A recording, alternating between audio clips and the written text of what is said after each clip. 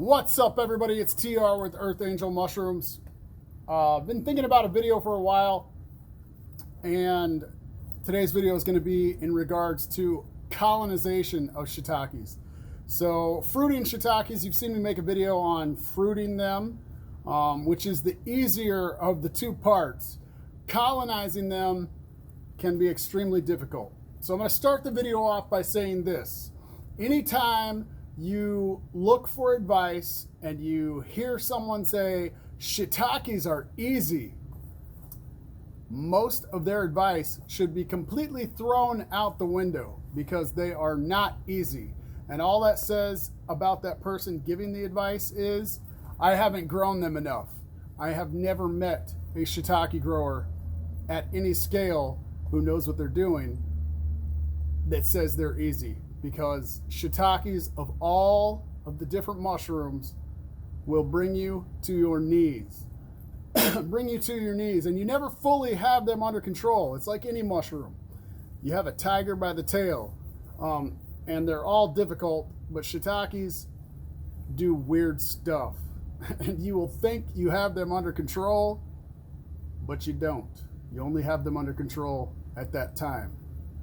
So I wanted to give some insight into growing them.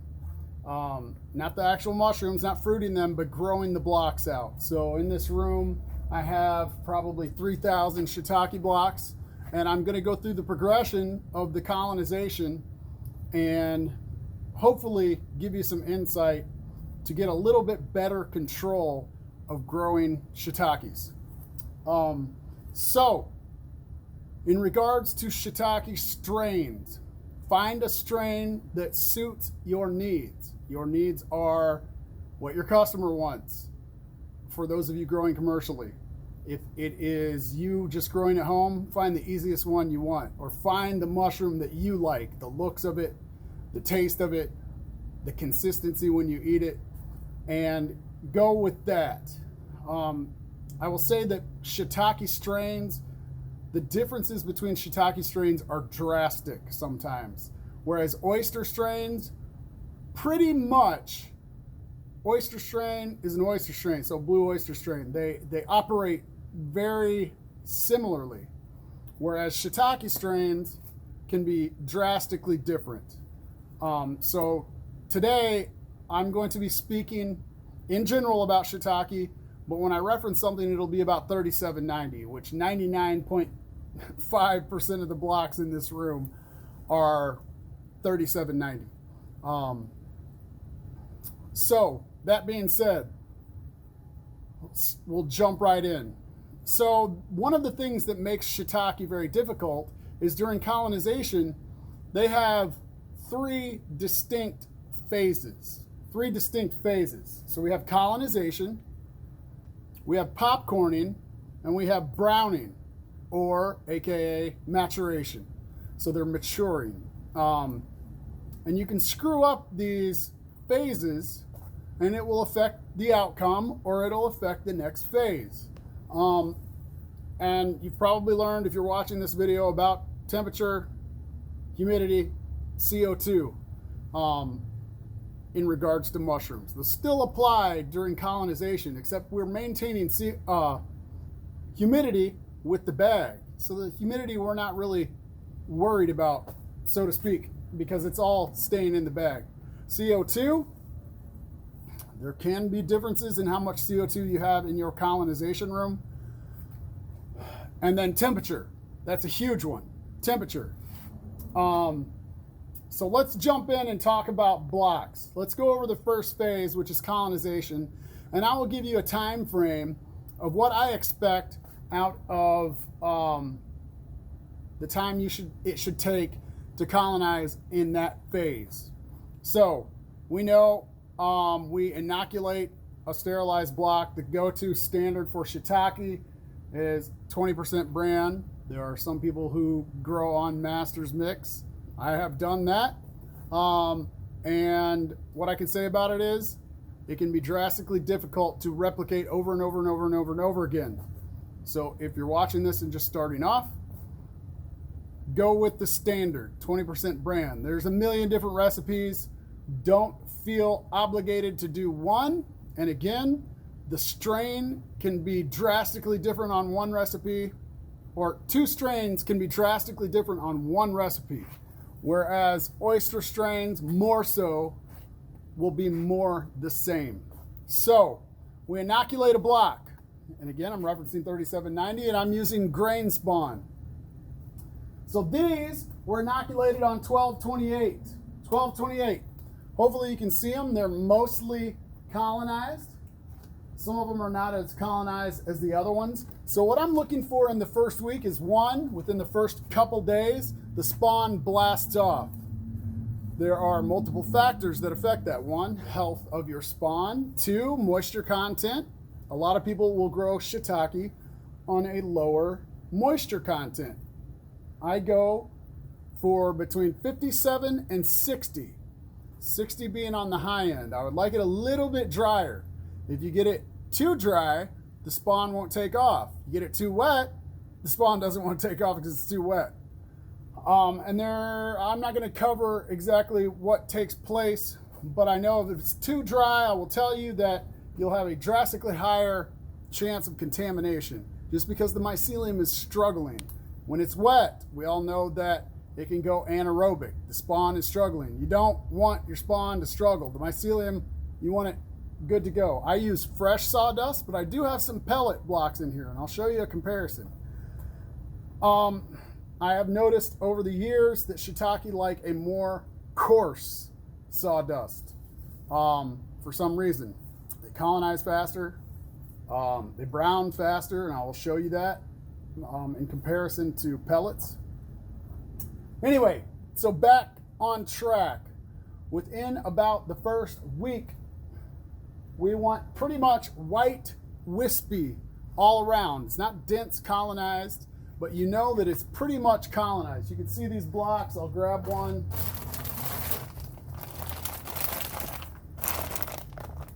Hopefully you can see that. We have some spots that aren't colonized, but most of it is wispy. In the first week, we want white and wispy. And remember, if you're growing on pellets, this is going to be different. It takes a little bit longer on pellets. But you will know pretty much after you replicate it over and over and over and over again that what it does, and you want to use that as your bar. That is the bar that's set. My bar is about a week colonized. Does that always happen? Of course not. Is it the end of the world? No. How are you colonizing it? Was it cooler where you're going? Because I'll tell you that I've switched some of the things of how I've grown them before till now. I'll get into that later. Anyway, we're looking for about a week. We start getting white wispy everywhere. Okay?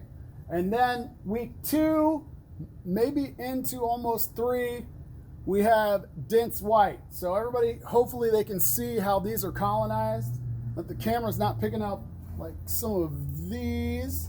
It looks like they're uncolonized, and there is a big spot uncolonized over here, but they're pretty much wispy white. I'm gonna move this out of the way. These are my new carts. What do you think? I like them. Thanks, Jason. It's my buddy Jason up at Maritime Gourmet Mushrooms in Halifax. He imported a bunch of carts and hooked me up with some of them. So thank you, Jason. Anyway, so we saw 1 week. Let's see if I can find one. So this is about what we want in 2 weeks. Dense white. 2 weeks, maybe into the 3rd week. We want dense white. Now again, get that sawdust off the top. Again, if you're growing on pellets, it's going to be a little bit slower. And just because it's a little bit slower doesn't mean necessarily that they're bad. There could be some other issue. So, let's see if I can find about 3 weeks. So, I'll use a 4 week. So, at 3 weeks, we want popcorning. And in that 3rd week, we want, by the end of the 3rd week, 4th week, you want it fully popcorned. Now, we know that as mycelium is growing in a block, that the temperature goes up. We want to make sure that we do not get it too hot. If it gets too hot, what will it do? The probability of contamination goes through the roof. So with shiitake and those three different distinct types of colonization, we have colonization, popcorning, and browning, we have differences in temperature. So here we have popcorning. So as we colonize, temperature goes up.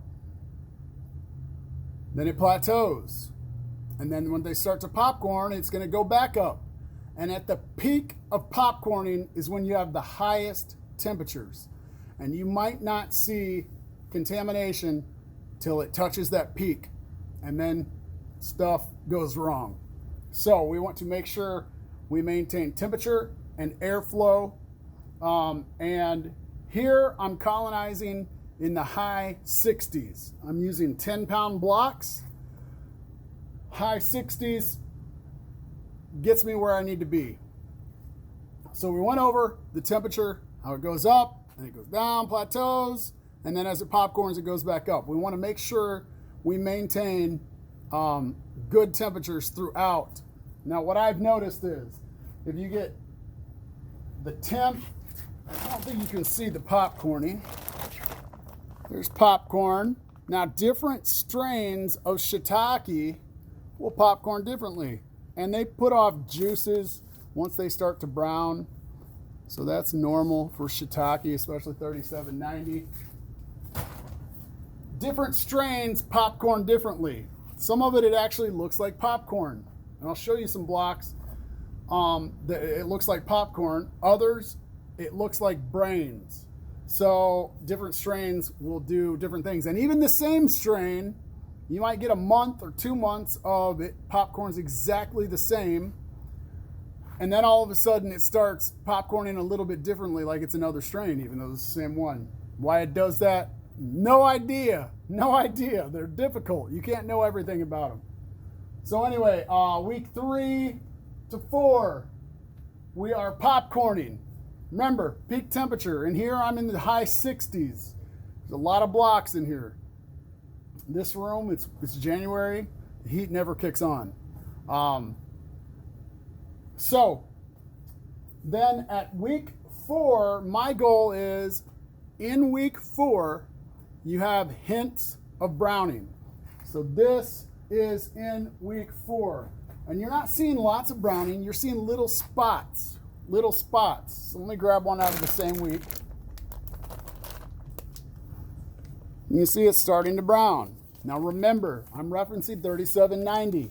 Different strains will have a different schedule, but they all have 3 distinct phases. There's more brown. See how it's light brown? Then, into week 5, you want to see definite browning. And then week 6, week 7, week 8, browner, more brown, more brown. And then my goal is at 2 months, they're ready to fruit. Do you have to fruit shiitake the second you think they're perfectly ready? The answer is no. Selling blocks, I like a shiitake strain that isn't super prone to fruit when it's sitting on the rack. 3790 is great like that. You can let it sit. I've let them sit for like 5 months and they'll still do their thing the second you take them out of the bag or disrupt them somehow. Drop that temperature, shake the bag, whatever it is. So here we have just barely starting to brown. Now, if you don't keep your temp, one of the big things you will see is if you don't keep your temp correct, that browning will lag. Browning will lag. So we want them, if we're commercially growing, to go through this process as fast as possible because they already take a long time compared to other mushrooms. So let me get this one out of the way. We'll see the progression. And I'll pull over the next rack. See, we have way more brown. way more brown. This is just a week from the last one that I showed you. Can you fruit them like this? Yes, you can fruit them early. They won't yield as well. The mushrooms won't be as high quality. So why would you do that? You're going to lose money. But if you're growing at home and you just want mushrooms, then yeah, they'll fruit after they barely popcorn. You'll get mushrooms. I'm speaking of 3790 here. Other mushrooms won't, but 3790 is very common, and a lot of them abide by this schedule. So I don't know if you can see in the video, I'm taking a chance moving this one because it won't be long. When you move it, it will fruit. So this popcorn is different. It looks way more like popcorn as opposed to, let's see if I can find one with a brain, as opposed to this one that looks like brains. So even though they're the exact same strain, sometimes there'll be variations. I've noticed that the healthier blocks popcorn with what actually looks like popcorn, these. So these are 11, 20. I will show you blocks that are ready to fruit. Let me pull this next rack over.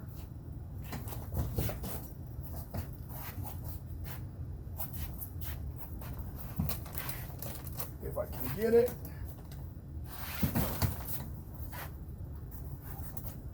And these for $37.90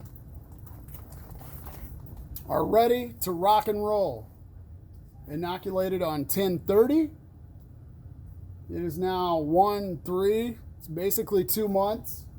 Another thing that I like to see is 3790 loves to climb up the bag. It seems like you have a way less contamination issue down the road whenever this mycelium stays white, as opposed to sometimes it will get dark brown and put off lots of juices as well. Doesn't necessarily mean they're bad, but they are healthier. Another thing in regards to shiitake blocks, the density, how hard the block is. Not when you go to inoculate it. I'm saying once it's colonized, that mycelium, something about it. What is actually taking place, I have no idea. But I do know that when the block is nice and hard, you know that that's a healthy block. So you can feel them. It's nice and dense. If the block is spongy, probably won't yield as well. This is $37.90. So, let me get this out of the way. Let me go back into talking about temperatures. Does a shiitake block or any block have a thermostat or a temperature probe? Do they actually know the temperature? The answer is no. They have no idea. They just know how they're growing. And if it's too hot, they don't grow as well. And other things, when it gets too hot, decide to grow really well, like different types of contamination. So,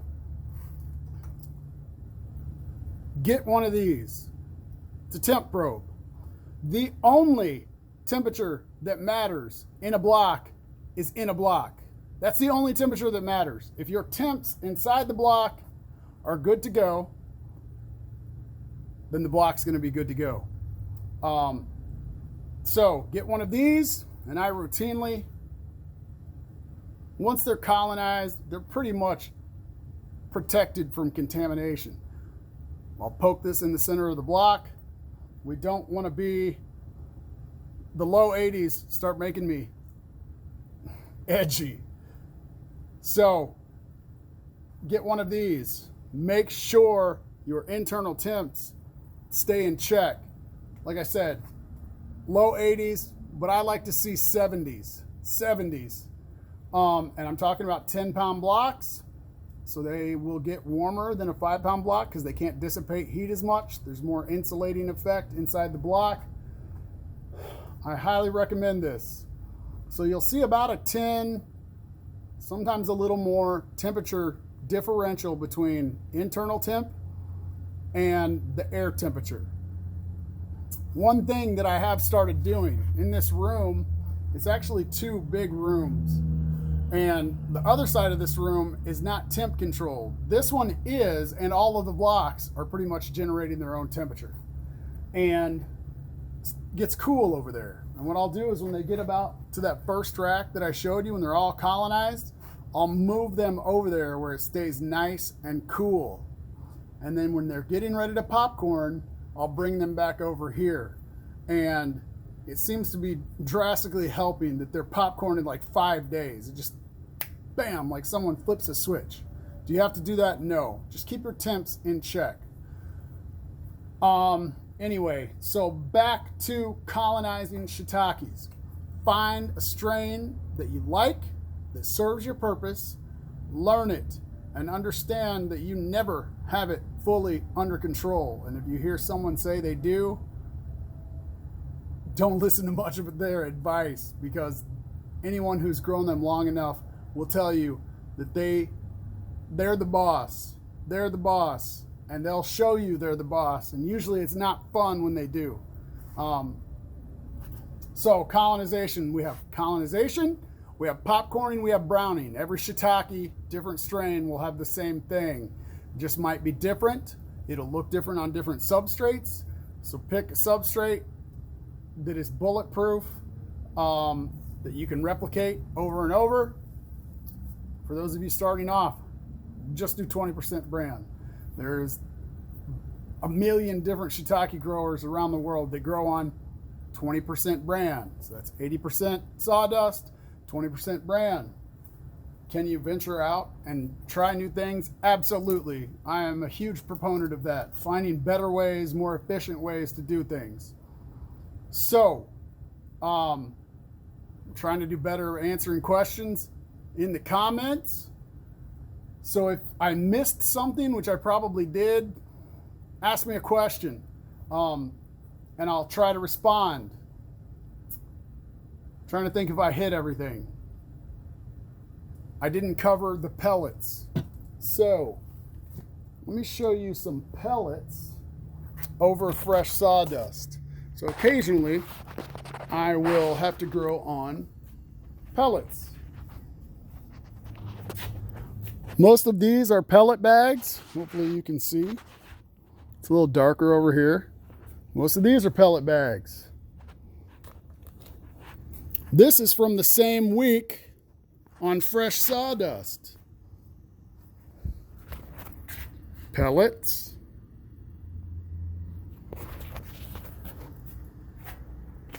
Fresh sawdust. So you can see that these are about a week ahead. They popcorned differently. So you see the popcornish looking popcorn as opposed to brain like popcorn. So there is a difference. We'll see what those yield. I think I covered everything in regards to, or everything that I wanted to, in regards to going over shiitake colonization. Hopefully everybody had a good Christmas, a good New Year. Keep on mushrooming. Have a good rest of your weekend, and we will talk to you later.